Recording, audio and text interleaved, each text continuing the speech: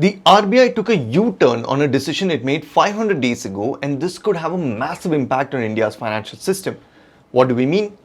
Okay, let's start with the basics. How do banks work? The simplest way to think about it is that banks take deposits from people like you and me and lend it out to others. But what happens if the bank lends poorly and can't get money back? That's a big problem. So the authorities have a rule in place to ensure banks have their own skin in the game.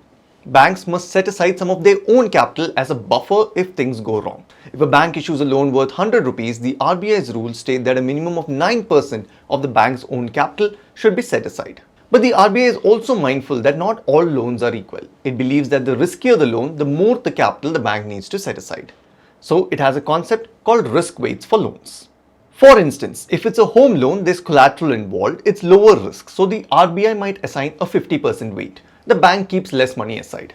A personal loan, higher risk, so the full 100% weight applies. Anyway, in November 2023, the RBI got a little antsy because there was a credit boom in India.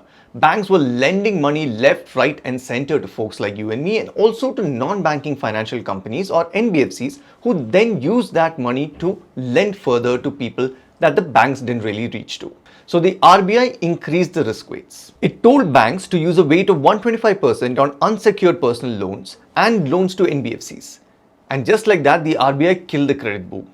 Bank lending to NBFCs slowed down to its slowest pace in 4 years in 2024. And this brings us to today. India is in a spot of bother. Consumption is tapering, the economy isn't growing as fast as it used to, and people are worried. The RBI is concerned too. So the RBI took a U-turn on its 500-day-old decision. It reduced the risk weights to pre-November 2023 levels and is trying to nudge banks to lend more to NBFCs again. The RBI wants to push credit growth, hoping that it will spur the economy, that people will have access to money and that they'll spend the money on things that drive the economy. In fact, some estimates suggest that 40,000 crores worth of capital will be released in the financial system with this one move.